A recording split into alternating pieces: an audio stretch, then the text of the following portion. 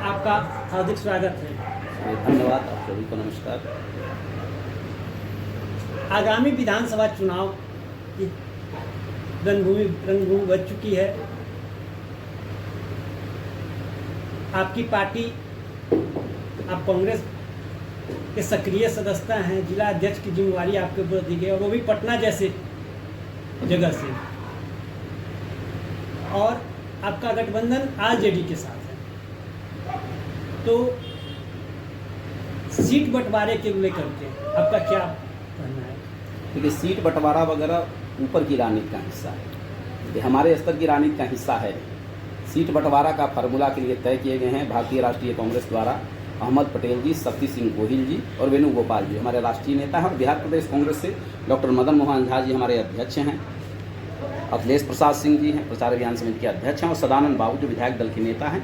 इन लोगों के प्रयासों से सीट बंटवारे की सहमति, इसलिए इस मुद्दे पर हम कोई विचार व्यक्त करने में असमर्थ हैं कि सीट बंटवारे पर क्या हो। कांग्रेस एक पुरानी पार्टी रही है, आधारभूत पार्टी रही है, लेकिन आज कांग्रेस की स्थिति ऐसी है कि वो अपनी कोई पृष्ठभूमि तलाश रही है। कांग्रेस की स्थिति ये है कि कांग्रेस ने कभी जाति और धर्म की राजनीति नहीं की, क्षेत्रीय भावनाओं को कभी नहीं भड़काया। हम भी अपने गांधी की विचारधारा पर हमने राजनीति शुरू की है, और गांधी की विचारधारा की राजनीति हम कर रहे हैं। और आज न कल वो समाज सच को स्वीकारेगा। सत्य परेशान हो सकता है, पराजित नहीं, और अंततः कांग्रेस पुनः वापसी होगी बिहार में और देश में। यही सत्य है, क्योंकि विचारधारा सर्वोत्तम है और विचारधारा की लड़ाई ही सर्वोत्तम लड़ाई है, और हम विचारधारा पर अड़े। गठबंधन की स्थिति है बिहार में आपकी पार्टी का आरजेडी के साथ में, क्या तेजस्वी जी आप विधानमंडल दल के नेता स्वीकार होंगे आगे भी? तेजस्वी जी बड़े दल के नेता हैं, तो इसमें कोई शक्ति नहीं है कि तेजस्वी जी राष्ट्रीय जनता दल के नेता निर्वाचित होंगे ही। और भारतीय राष्ट्रीय कांग्रेस की अपनी राजनीति है, और चुनाव के बाद सीटों की संख्या पर भी बहुत कुछ निर्भर करता है। इसलिए अभी से यह कहना अतिशयोक्ति होगी कि कौन मुख्यमंत्री होगा, लेकिन हाँ, महागठबंधन की जीत होगी, और जिस चुनाव के बाद यह निर्धारण होगा मुख्यमंत्री कौन होगा। आरजेडी अध्यक्ष ये पारिवारिक अंतरकलह, ऐश्वर्या का मामला सर्वविदित है, जगविदित है। आपने कहा बड़ी पार्टी होने के नाते क्या इस वस्तु स्थिति होगी, लेकिन ऐसा तो नहीं होगा कि उसका खामियाजा, पारिवारिक अंतरकलह का खामियाजा आपकी पार्टी को भुगतना पड़े? सर्वप्रथम तो किसी भी राजनीतिक व्यक्ति को किसी के परिवार के संदर्भ में टिप्पणी नहीं करनी चाहिए। हमने पिछले दिनों पढ़ा था, नीतीश कुमार जी ने टिप्पणी की, दरोगा राय जी की पोती सुरक्षित नहीं है, और लोग न्याय की बात करते हैं। नीतीश कुमार जी अपने घर में महिलाओं को कितनी सुरक्षा प्रदान की है। नीतीश कुमार जी का तो स्वयं पारिवारिक इतिहास जो रहा है वो प्रश्नांकित रहा है। इसलिए अपने घर, जब जिसका अपना घर शीशा का हो, वो दूसरे के घरों पर पत्थर नहीं फेंका जाना चाहिए। इसका मतलब कि नीतीश कुमार की हठधर्मिता, नीतीश कुमार जी का राजनीति तो स्पष्ट है। सबसे पहले राजनीति में विश्वसनीयता होती है। आपकी विश्वसनीयता कितनी है, इसी पर राजनीतिक चरित्र का निर्माण होता है, चरित्र का निर्धारण होता है। तो नीतीश कुमार जी का चरित्र पूरी तरह खोखला हो चुका है। महागठबंधन में वो चुनाव लड़े 2015 में, और 20 महीने बाद ही भारतीय जनता पार्टी के साथ सरकार बना लेते हैं। आज भारतीय जनता पार्टी भी उनको सशंकित नजरों से देखती है कि उनका अगला स्टेप क्या होगा। आज उन्हें के गठबंधन के दल लोजपा उन पर विश्वास नहीं कर रहा है। नीतीश कुमार जी का चरित्र तो पूरी तरह खोखलापन आ चुका है, कहीं कुछ है नहीं। और बिहार की जनता तो ये पूरी तरह संकल्पित हो चुकी है कि नीतीश कुमार जी के नेतृत्व को इस बार नहीं स्वीकारेगी। आपने गठबंधन की बात की, सुशांत सिंह राजपूत का मामला अभी चर्चा में है, और बिहार सरकार ने पूरी तत्परता और लगनशीलता के साथ इसकी सीबीआई जांच कराने की मांग की, और अंततः उसमें सफलता भी प्राप्त हुई। देखिए, सुशांत सिंह राजपूत का जो मामला है वो पूरी तरह राजनीतिकरण कर दिया गया। सुशांत सिंह राजपूत को न्याय दिलाना से ज़्यादा उसके राजनीतिक लाभ कितने प्राप्त किए जाएं, इसका कंपटीशन चल रहा है। वो नीतीश जी हों या नरेंद्र मोदी जी हों, ये आपदा को अवसर में बदलने का बहाना ढूंढते रहते हैं। तो एक बहुत अच्छा बहाना इनको मिल गया। अब मूल मुद्दे से सब चीज़ गायब है। महीना दिन से ऊपर 2 महीने से टीवी पर, मीडिया पर जो बेरोजगारी का मुद्दा है, लॉकडाउन में जो मुद्दा है, कोरोना का जो मुद्दा है, वो कहाँ गायब है पता नहीं। और सुशांत सिंह राजपूत का मामला लाइव दिखाया जा रहा है। वही मुख्य मुद्दा, देश की मूल समस्या बना दी गई है। तो स्वयं निर्धारित कर सकते हैं कि इसका किस तरह से राजनीतिकरण किया जा रहा है। गठबंधन और राजनीतिक लाभ, व्यक्तिगत लाभ की भी बात आपने की। एक सवाल है, आपकी पार्टी महाराष्ट्र में शिवसेना के साथ गठबंधन में था और कल परसों जो आया इस तरह का हादसा कि कंगना रनौत के कार्यालय को तोड़ दिया गया, तो क्या ऐसा नहीं लगता है कि एक महिला के साथ आपकी पार्टी गलत व्यवहार कर रही है? हमारी पार्टी तो महिलाओं को जितना सम्मान देती है कोई दे ही नहीं सकता है। और महिलाओं के प्रति हमारी संवेदना, वो खेत में काम करने वाली महिलाएं, वो चूल्हा फूंकने वाली महिलाएं, वो माथे पर बोझा ढोने वाली महिलाएं, सब सर्वप्रथम उनके साथ मेरी गहरी संवेदना है और उनको निदान के लिए हम प्रयासरत रहते हैं। और कंगना रनावत जी जैसे जो राजनीति की पृष्ठभूमि में आ गई हैं, इनों के साथ मेरी ये संवेदना है कि इनके सच को जल्द से जाने, ये कहाँ इनका उपयोग किया जा रहा है, किस तरह राजनीतिक लाभ के लिए इन्हें यूज किया जा रहा है, यह संवेदना जरूर उनके साथ है। एक जो आपके राहुल गांधी जी हैं, कल उनका एक ट्वीट आया था कि भारत में महिला हिंसा की स्थिति सीरिया से भी बदतर हो गई। कहीं ना कहीं उनकी सहानुभूति तो कंगना रनौत के साथ है। भारतीय राष्ट्रीय कांग्रेस की यह विचारधारा रही है कि हर समय हम महिलाओं के प्रति आदर का भाव रखते हैं, चाहे वो किसी भी संदर्भ में हो। कहीं ऐसा तो नहीं कि उनकी व्यक्तिगत मजबूरी हो? कोई व्यक्तिगत मजबूरी नहीं। गठबंधन किस बात का? एक महिला के साथ गलत व्यवहार किया जा रहा है और उस पार्टी के साथ आप गठबंधन। ये गलत व्यवहार कैसे किया जा रहा है इसका निर्धारण आप कैसे कर सकते हैं? अगर कोई अवैध मकान बनाए हुए है, अगर अवैध मकान बनाए हुए तो उस पर वहां की सरकार ने कार्रवाई की।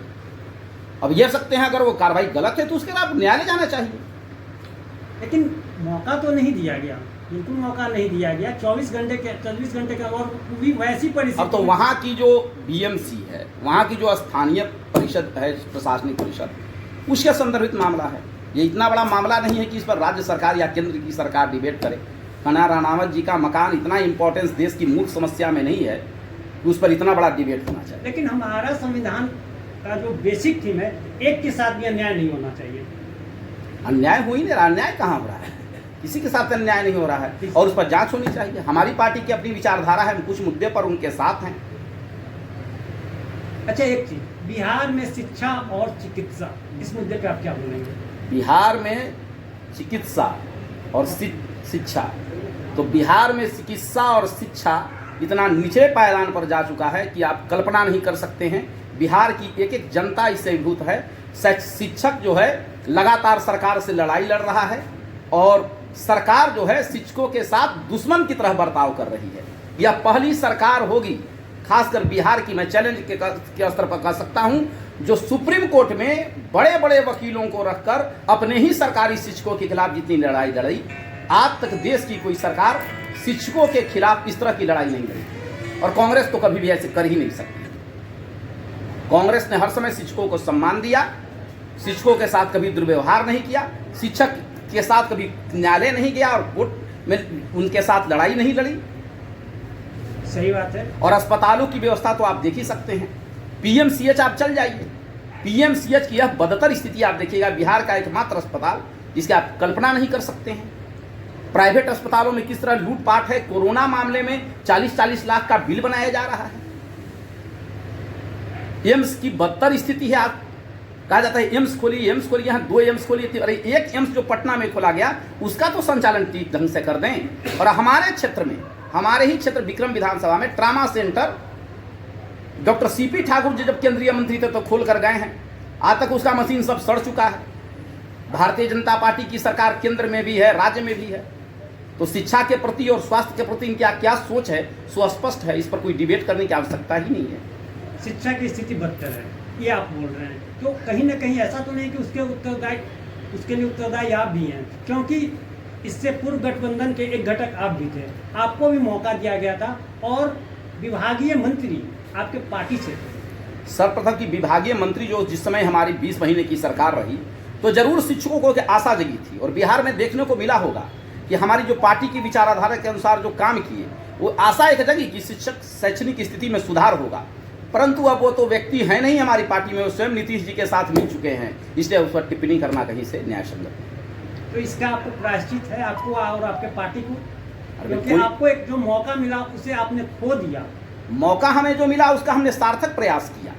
प्रायश्चित इस बात का है कि नीतीश कुमार जी की जो षड्यंत्रकारी रणनीति है, जो व्यक्तिवादी रणनीति है, व्यक्ति को तोड़ने की, पार्टियों को तोड़ने की, इसका जरूर उनको प्रायश्चित करना पड़ेगा। प्रायश्चित कांग्रेस को करने की आवश्यकता नहीं। अच्छा, शिक्षकों का जो मुद्दा है, अभी सेवा शर्त लाया गया और बिहार में लगभग 4.5 लाख के करीब नियोजित शिक्षक हैं। कहीं ऐसा तो बिहार की राजनीति को प्रभावित करेंगे? आपकी पार्टी उनके बेहतरी के लिए क्या करने जा रही है? हमारी पार्टी तो घोषणा कर चुकी है कि शिक्षकों के ज़्यादा से ज़्यादा उनको सहायता के लिए महागठबंधन की सरकार खड़ी रहेगी, और जितना भी उनके साथ इस तरफ वैमनस्यता की लड़ाई हम नहीं लड़ सकते। ये काम तो इसकी गारंटी हम दे सकते हैं कि शिक्षकों के साथ दुर्व्यवहार, शिक्षकों के साथ चैलेंज देना कि आपकी मैं क्षमता नाप दूंगा, यह महागठबंधन का कोई नेता कतई नहीं कर सकता। जो नीतीश कुमार जी लगातार शिक्षकों को धमकी देते हैं, मंच से अपने भाषणों में, अपने संबोधन में शिक्षकों को धमकी देते हैं, तो महागठबंधन खासकर कांग्रेस का कोई नेता, कांग्रेस तो शिक्षकों की लड़ाई लगातार मदन मोहन झा जी अपने नेतृत्व में लड़े। आप लोग देखे होंगे कि शिक्षकों की लड़ाई किस तरह से हमारे प्रदेश अध्यक्ष जी ने सदन से लेकर और न्यायालय तक लड़ाई लड़ी। अच्छा, कांग्रेस का जो गठबंधन आगामी चुनाव का जो मैनिफेस्टो होगा, घोषणा पत्र होगा, तो हम क्या समझे कि ये प्राथमिकता ही नहीं, पहली प्राथमिकता पे होगी शिक्षकों का मुद्दा? हमारा मैनिफेस्टो का मीटिंग होने जा रहा है और किसान, शिक्षक, छात्र और युवा मुख्य फोकस हमारा होगा। और आप जानते हैं कि कांग्रेस पार्टी की सरकार ने ही सर्वप्रथम शिक्षकों को बिहार में सम्मान देने का काम किया है, और कांग्रेस पार्टी की अगर बड़ी भूमिका होगी तो हम निश्चित रूप से समान वेतन, समान काम को लागू करने के प्रयास करेंगे और शिक्षकों को उचित सम्मान देंगे। अंतिम सवाल, क्योंकि हम अभी ग्रामीण परिवेश में हैं और ग्रामीण विधानसभा क्षेत्र विक्रम में है, तो क्या जनता का जनादेश किसके साथ रहेगा? विक्रम में हम गारंटी के स्तर पर कह सकते हैं कि कांग्रेस पार्टी की जीत होगी। पिछले बार मैंने 45,000 मतों से भारतीय जनता पार्टी को शिकस्त दिया था, और इस बार का नारा ही है 1 लाख पार।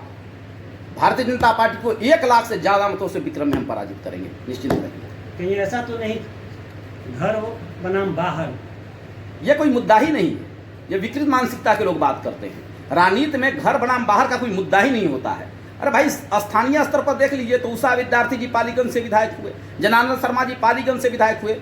राष्ट्रीय स्तर पर देख लीजिए तो नरेंद्र मोदी जी खुद बनारस से सांसद हैं, उनका कौन बनारस में घर है? राजनीति में ये संकीर्ण मानसिकता और विकृत मानसिकता का द्योतक है ऐसे शब्द। जो राजनीति विविधता में एकता हमारा संदेश है, यह देश एक है, इसमें घर और बाहर क्या होता है? ऐसा कोई नहीं। अगर पार्टी आपको उत्तरदायी जिम्मेवारी देती है तो इस पर आप क्या बोलेंगे? पार्टी जो हमें दायित्व दिए हुए उसका बखूबी हम निर्वहन करते हैं, और आगामी जो पार्टी हमें दायित्व देगी उसका भी बखूबी निर्वहन करेंगे। ठीक है, इन्हीं सारी बातों के साथ आज हम थे PTV News 24 के मंच पे पटना जिला ग्रामीण के जिला अध्यक्ष डॉक्टर आशुतोष कुमार शर्मा के साथ।